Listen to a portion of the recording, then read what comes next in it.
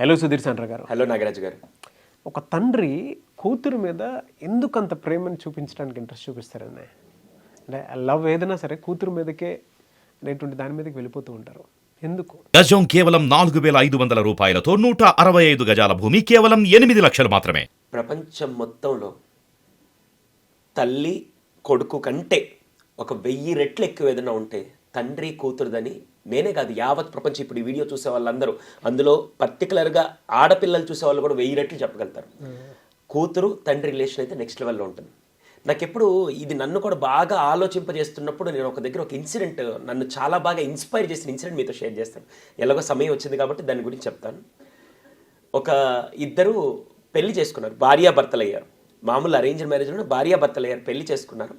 పెళ్లి చేసుకున్న తర్వాత ఒక సంవత్సరం రోజులు వాళ్ళు కాపురం చేస్తున్నప్పుడు మధ్యలో చిన్న చిన్న మనస్పర్ధలు వస్తున్నప్పుడు, వాళ్ళ ఇంటికి చుట్టాలు వచ్చినప్పుడు, వీళ్ళ ఇంటికి వీళ్ళు వచ్చినప్పుడు ఇలా జరుగుతూ ఉంటే వాళ్ళిద్దరు కలిసి ఏమనుకున్నారంటే, భార్యాభర్తలు ఇద్దరు, ఎందుకో మీ మదర్ వచ్చినప్పుడు మా మదర్ వచ్చినప్పుడు లేకపోతే మన ఇంట్లో వాళ్ళు మీ ఇంట్లో వాళ్ళు వచ్చినప్పుడు మర్యాదలు చేయడం ఇలా తగ్గిపోతూ కొన్ని మనస్పర్ధలు వస్తున్నాయి. ఓ పని చేద్దాం, మన ఇద్దరం ఒక అగ్రిమెంట్ పెట్టుకుందాం.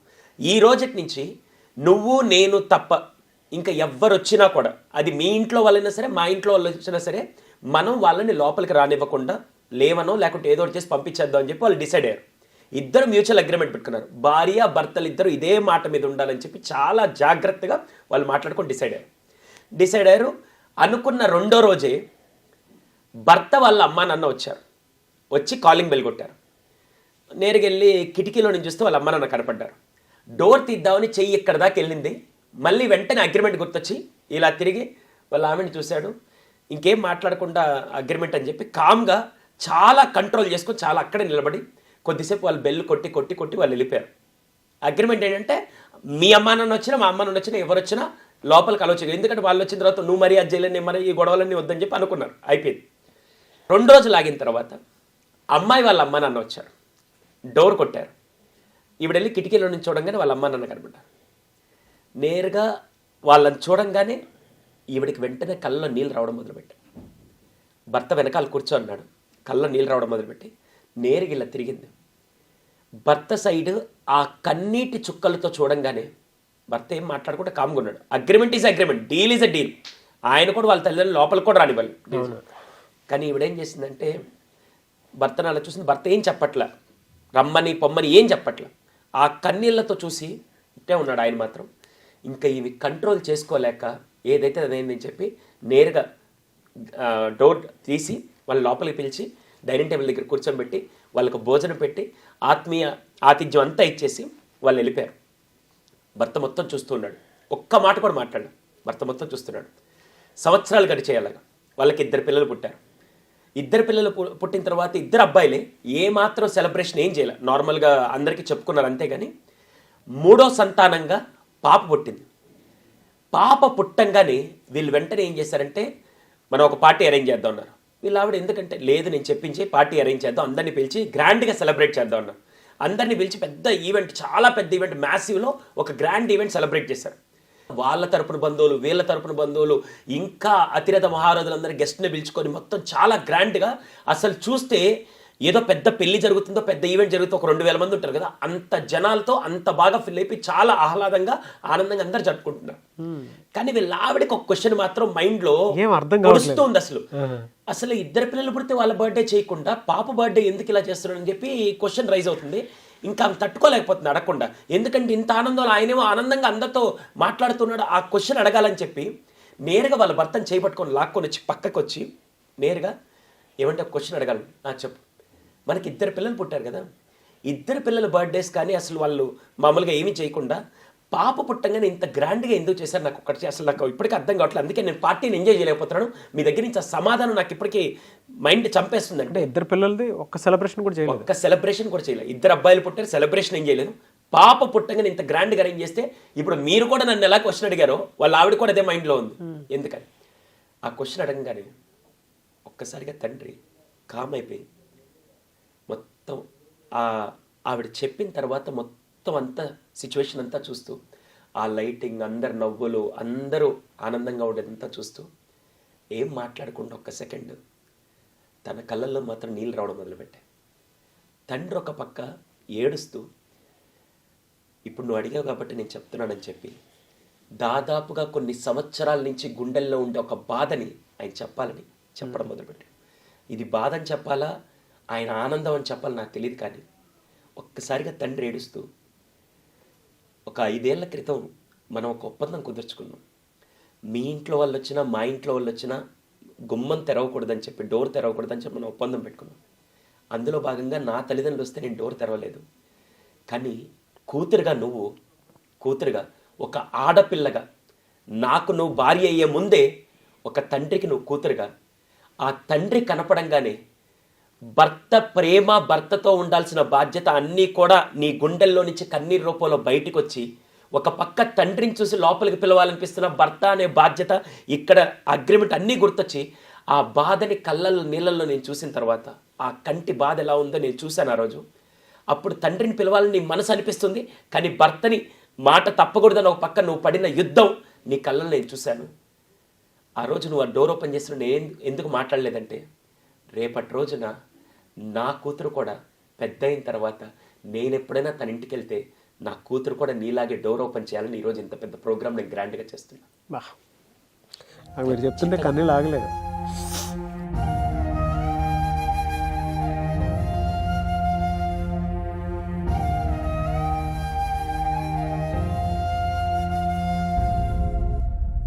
ఒక్క కూతురు మాత్రమే.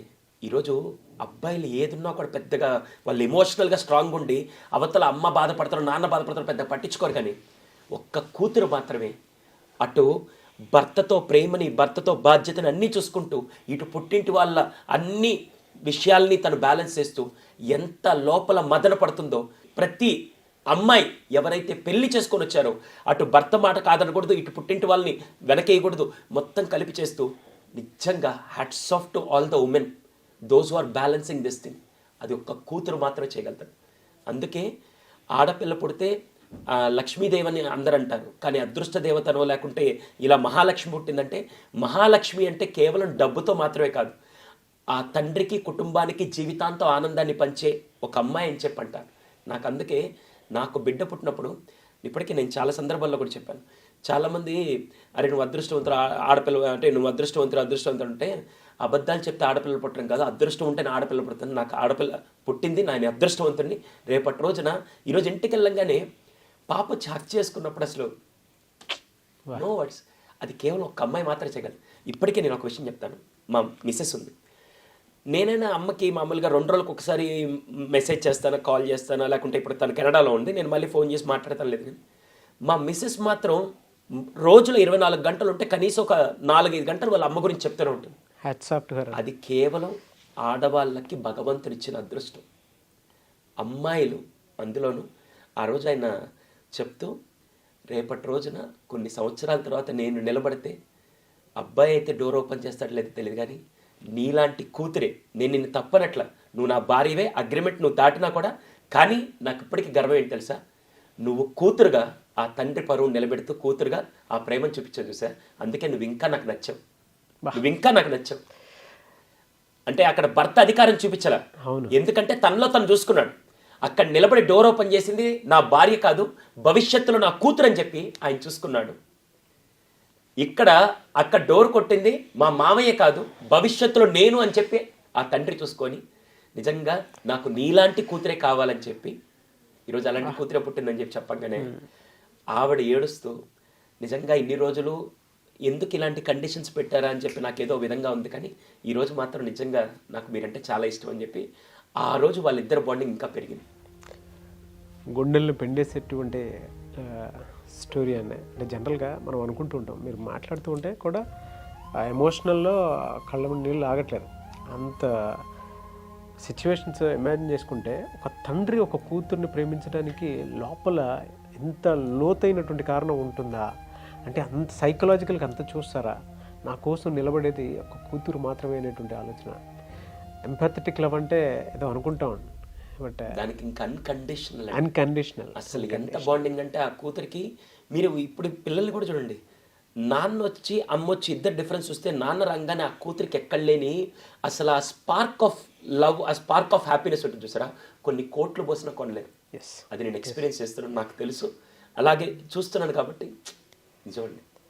మీరు చెప్పినటువంటి దాంట్లో భర్త భార్యని గెలిపించి అటేపు కూతురు గొప్పదనేటువంటి విషయాన్ని గుర్తు చేసుకొని నేనేం కోల్పోయి మగాడిగా నా అహంకారంతో నేనేం కోల్పోయి నన్ను నేను గెలిపించుకున్నాను అని తండ్రి ప్రౌడ్గా సెలబ్రేట్ చేసుకున్నటువంటి మూమెంట్ రియలీ గ్రేట్ అండి. హ్యాట్స్ ఆఫ్ అండి. థ్యాంక్ యూ అండి. అందరి కళ్ళు తెరిపించేటువంటి ఒక విషయాన్ని తండ్రికి కూతురు అంటే ఎందుకు అంత ప్రేమ అనేటువంటి విషయం చెప్పారు. నాకు తెలిసి వీడియో చూసిన తర్వాత చాలామంది కన్నీళ్ళు వచ్చేస్తాను. అరే అంత ఇదుందా అనేటువంటిది. నిజంగా మీరు ఒక అమ్మాయిగా మీరు వీడియో చూస్తుంటే మీ నాన్నతో లేదా మీకు పెళ్ళైన తర్వాత అటు భర్త మాటలకు కానీ లేకుంటే మీరు మీ అమ్మా నాన్న మధ్యలో మీరు ఎలా బ్యాలెన్స్ చేస్తారో అది కూడా మీరు షేర్ చేయొచ్చు. నిజంగా అది కేవలం చాలా మందికి తెలుసు. మన ఇంట్లో కూడా మనం చాలా సందర్భాల్లో చూస్తుంటాం. అలా మీరు మీ అనుభవాలను కూడా ఒకసారి షేర్ చేయండి. Because I love to see that.